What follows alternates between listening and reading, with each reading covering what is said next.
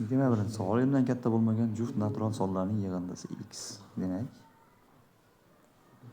21da x soni mdan katta bo'lmagan juft natural sonlar. 2 plus 4 plus 6 plus va hokazo 2 kerak. Lekin 10 dan katta bo'lgan, mdan katta lekin 10 dan katta juft natural sonlarning yig'indisi y. Demak, y soni 10 dan katta 12, 14, 16 va hokazo mdan katta lekin 10 dan katta bo'lgan. Mdan katta bo'lmagan, lekin 10 dan katta bo'lgan juft natural sonlarning yig'indisi. Plus 2k. Tak, bizda x sonimiz teng bo'ladi. Mana misol uchun 2 plus 4 plus 6 plus 10 yo'q. 8 plus 10 plus u tomoniga olib boradigan bo'lsak 12 plus 14 plus va hokazo plus 2k ga. Endi mana bu narsa y ga teng bo'ladi. Mana buni yig'indisi 12, 20, 30 ga teng bo'ladi. 30 plus y teng, mana shu x shunga teng. Endi bizda x plus y teng 810 bo'lsa, x o'rniga 30 plus y deb qo'yamiz. 30 plus 2y teng 810 bo'ladi. 2y teng 810 dan 30 ayiraman. 0, 8, 780. Y teng 190. Endi barcha qiymatlarni yig'indisini so'rayapti. Endi bu y degani demak 12 plus 14 plus 16 plus va hokazo plus 2 ko'paytirilgan k ga teng edi. Bu 190 ga teng. Arifmetik progressiya hosil bo'ladi. Birinchi qada 12 ayirmasi 2 ga teng va eninchi qada 2k ga teng bo'ladi. Hop. Bu yerda hadlar sonini topa olamiz. Hadlar soni a endi yozsak a1 plus n minus 1 ko'paytirilgan d. Durla qo'yib ketsak o'rniga a1 plus n minus 1 ko'paytirilgan d teng 2 ko'paytirilgan k yu ikkinchi qada qisqartirib yuborsak 5 plus n teng k. Demak, n teng k minus 5. Bu yerdan dastlabki n hadining yig'indisi 12 plus 2 ko'paytirilgan k taqsim 2 ko'paytirilgan k minus 5. Bu 190 ga teng. Ikkinchi qada qisqartirib yuboramiz. K plus 6 ko'paytirilgan k minus 5 teng 190. Qavsni ochib chiqsak k ning kvadrati plus k minus 30 teng 190 va k kvadrat plus k minus 420 teng 0 ko'rinishiga keladi.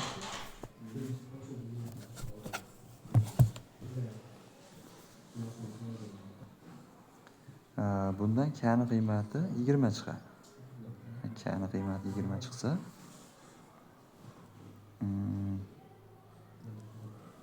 m teng nima bizda? M teng 2 ko'paytirilgan k deb olganmiz, buni 40.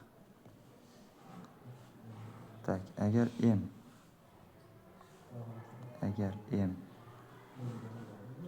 41 bo'lsa, ungacha bo'lgan sonlar, juft sonlar 40 ta bo'ladi. Ungacha bo'lgan sonlar 40 ta bo'ladi. Ungacha bo'lgan sonlar 40 ta bo'ladi. Agar m 40 bo'lsa, ungacha bo'lgan sonlar ham 40 ta bo'ladi. Hop. Agar m 42 ga teng bo'lsa, 42 ni ham o'zini qo'shilib, ungacha bo'lgan juft sonlar 40 ta bo'ladi. Demak, m'ning qabul qilishi mumkin bo'lgan qiymatlarining yig'indisi 40 plus 41, ya'ni 81 chiqar ekan.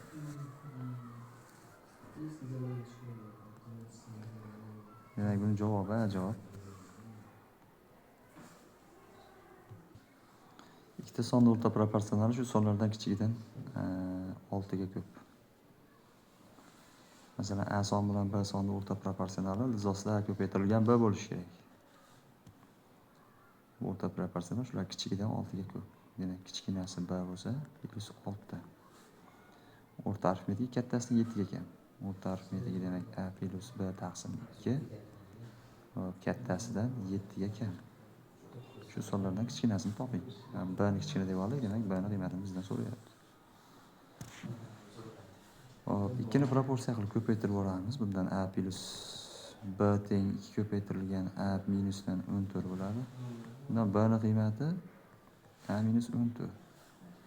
Hop, mana bu ifodaning proporsional qiymatlarini kvadratga ko'tarib borsak, A ko'paygan B teng B plus 6 ning kvadrati. A ko'paytirilgan A minusdan 14 teng A minusdan 8 ning kvadrati bo'ladi.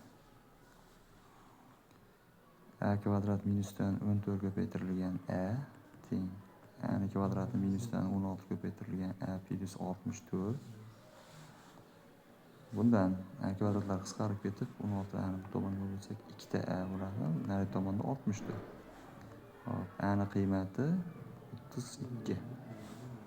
B ni qiymati 32 dan, demak 14 da ayiramiz. 20 yo'q, 18. Kichkinasi 18 ekan, A javob. 22-savolimiz demak bu A javob bo'ldi.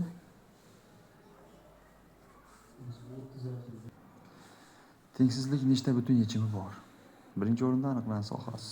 Aniqlanish sohasiga ko'ra 2x minus 4 taqsim 8 minus x 0 dan katta yoki teng bo'lishi kerak. 0 bo'lsa bo'lmaydi. 1 dan katta bo'ladi. Demak, 0 dan katta bo'lishi kerak.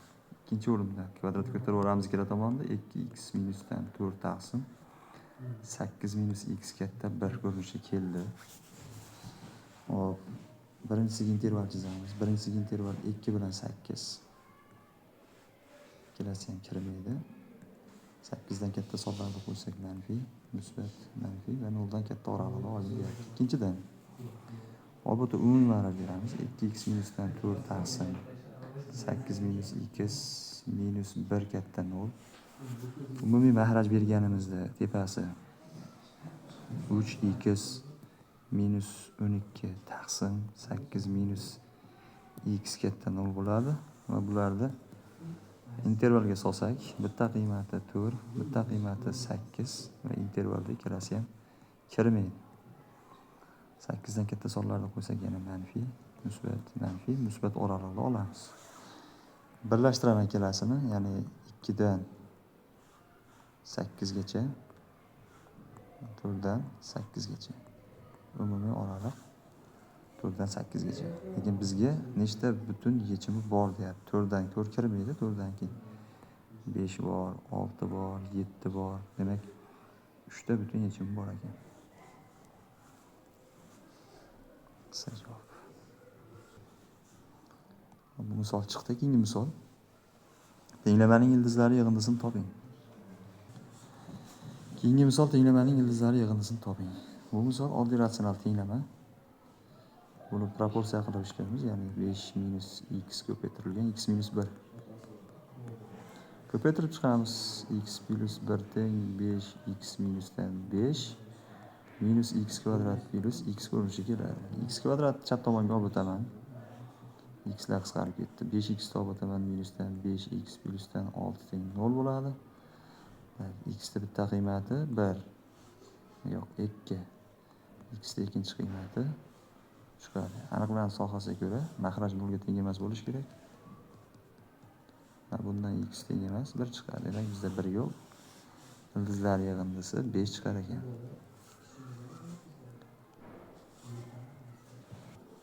5 Bu savolimiz javobi 5. 25-savol. Berilgan ifodani darajani xossasiga ko'ra tepasini ko'paytiraman. Darajalari qo'shilib 9x minus plus 1 bo'ladi. Mahraji ikkini darajasida 1 plus 3n va tepani pastga bo'laman va darajalar ayrilib 6n qoladi. Bu degani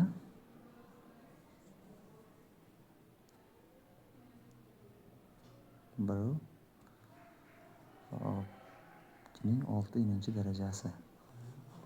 Buni 2 kvadratini 3 darajasi qilib keltirsak, 4 3 darajasi bo'ladi. Bu misolimiz ham chiqdi. Keyingi misol 26 logaritmga doir misollar. Logaritmda xossasiga ko'ra har bittasini keltirib olamiz. Masalan, mana uni tepaga chiqarib olib, logaritm 5 asosiga ko'ra 2 plus logaritm 5 asosiga ko'ra 36 qilib yozishim mumkin.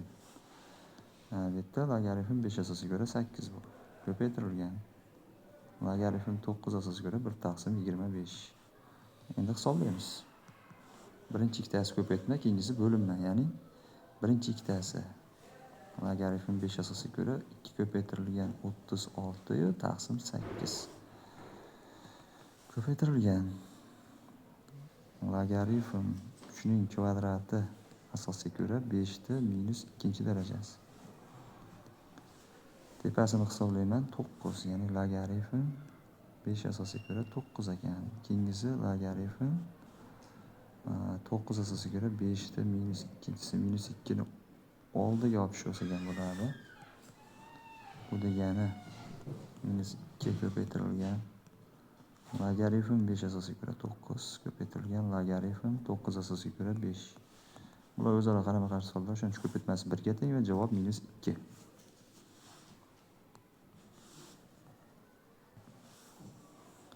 Demak, bu misolimiz javobi S javob.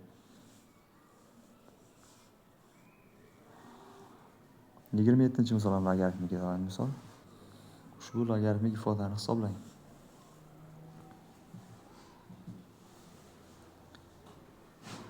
Tak. Tur.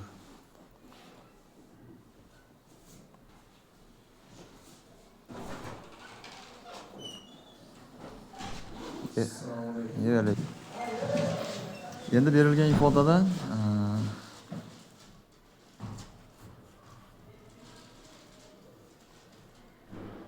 tekshirib ko'ramiz, mana misol uchun.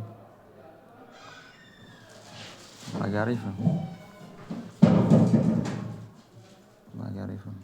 Ildiz 3 asosiga ko'ra, ildiz 3 plus 1 asosiga ko'ra mana bu bo'lsa, tepadan 4 ni chiqarib olsak nima qoladi? 7 plus 4 ildiz 3 bo'ladi. Buni logaritm ildiz 3 plus 1 asosiga ko'ra 4 ko'paytirilgan mana bu qavs ildiz 3 plus 2 ning kvadrati degan.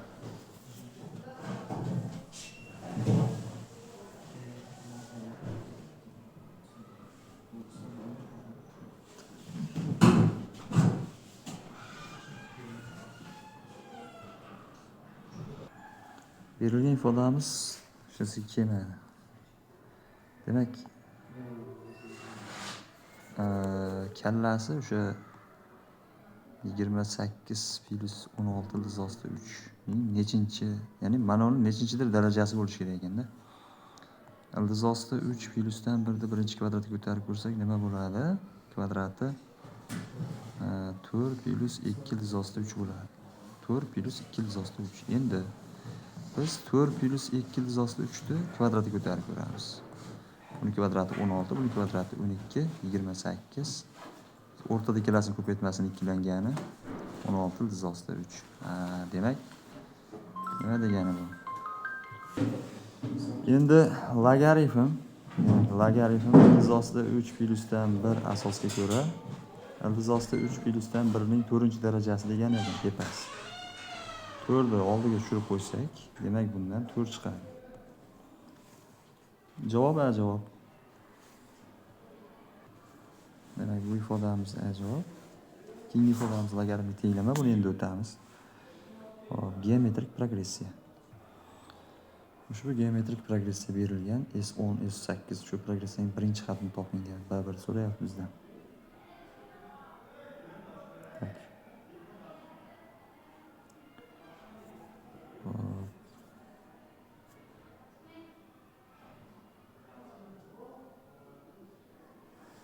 Demak, geometrik progressiyani dastlabki geometrik progressiyani dastlabki 10 ta hadini yig'indisidan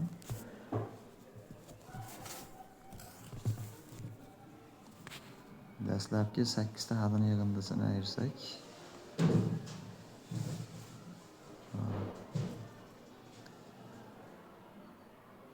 9-chi hadi bilan 10-chi hadini yig'indisi qoladi.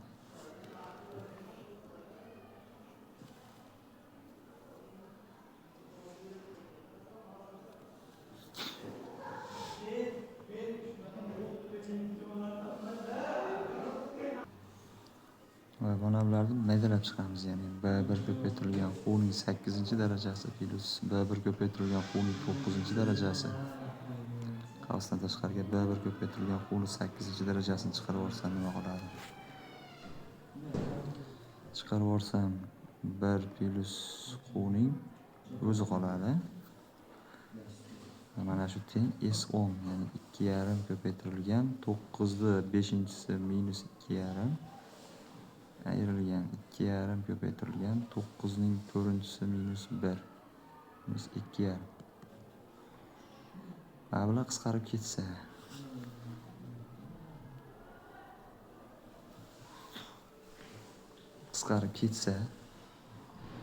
B1 ko'paytirilgan quvning 8-darajasi ko'paytirilgan 1 plus quv teng 2,5 ko'paytirilgan 9ni 5-chisi minus 2,5 ko'paytirilgan 9ni 4-chisi qolar ekan. B1 ko'paytirilgan quvning 8-chisi ko'paytirilgan 1 plyusdan quv va 2,5 ko'paytirilgan 9ni 4-chisini chiqarib olamiz qolsin tashqariga. 9 minus 1 qoladi, ya'ni 9 minus 1.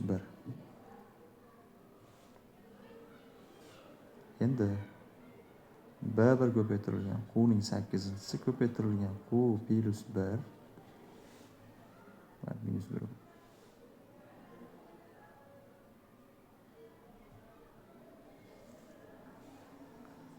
teng 2,5 ko'paytirilgan, mana buni 3 kvadrat qilsak 3ning 8-darajasi 3ning kvadrati minus 1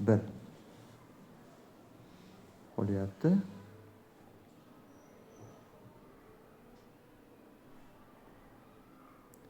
Bir-biriga mos kelmayapti.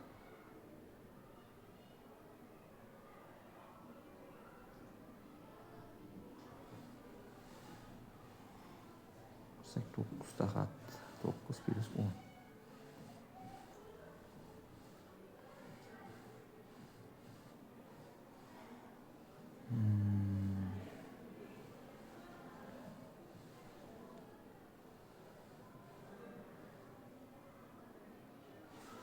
Bo'lmadi.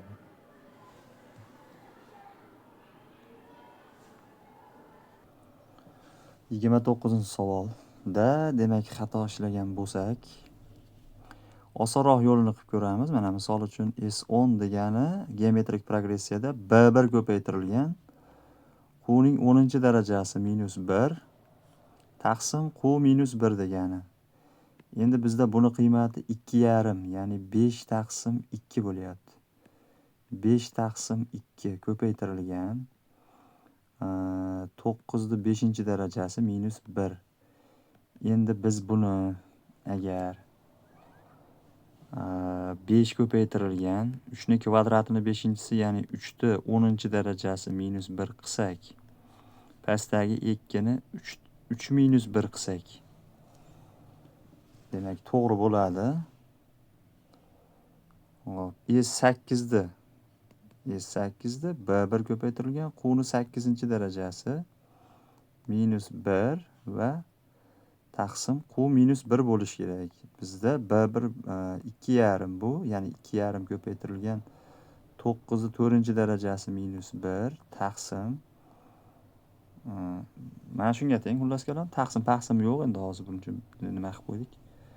Hop, 2,5 degani bu 5 taqsim 2 ko'paytirilgan 3 ta, endi bu 4-chisi 9'u 4'si 3 ta 8-chisi minus 1 bo'lsa 5 ko'paytirilgan 3'ning 8-chisi minus 1 taqsim pastdagi 2 ni ham 3 minus 1 qilib qo'yapmiz. Mana bunga e'tibor bersak, bunisi bir-birini o'rnini bosyapti. Ya'ni bizda b1 da agar 5 desak, q ni 3 desak, ikkalasiga ham to'g'ri kelyapti baravariga. Demak, b1 da qiymati 5 ga teng ekan. O'tgan safargi usuldan shuni chiqarmoqchi bo'lsam, demak bundan chiqmadi. Xullas kalom, o'tgan safar xato ishlab qo'ydikmi? Hozir b javob to'g'ri. Ya'ni bundan oldingi usulda, o'tgan safar deymani, bundan oldingi usulda xato ishlab qo'ydik, bunisi to'g'ri. Demak, 29-savol javobi b javob. 29 demak b javob bo'ldi. Endi 30-savol. Hop. 30-savolda 1 2 3 4, ya'ni bitta 1, 2 ta 2, 3 ta 3, 4 ta 4, 5 ta 5, 6 ta 6 kamaymaydigan sonlar ketma-ketligida har bir sonni o'zining qiymati nechta bo'lsa, o'shancha marta takrorlanadigan qilib yozib chiqilgan. Bu ketma-ketligida 2017-o'rinda turgan sonni toping deyilyapti.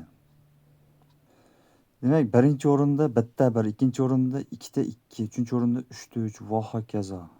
Bularda arifmetik progressiyaning dastlabki n-ta hadini yig'indisidan foydalanib, birdan boshlab, ya'ni 1 plus 2 plus 3 plus va hokazo qilib n-gacha bo'lgan sonlarni qo'shib chiqadigan bo'lsak, nima bo'ladi? N ko'paytirilgan n plus 1 taqsim 2 bo'ladi. Hop, bizga 2017-o'rinda turgan son kerak. Bizga bu nimaga kerak? Biz o'sha oxiri masalan endi qiymatini topadigan bo'lsak, o'sha nechinchi o'rinda turgan sonni kelib chiqadi. Shuning uchun buni 2017 ga tenglasak to'g'ri bo'ladimi? 2017 ga. Hop, buni 2017 ga emas. Masalan agar 2017 ga tenglasak jini noto'g'ri bo'lib qolar ekan. Agar qandaydir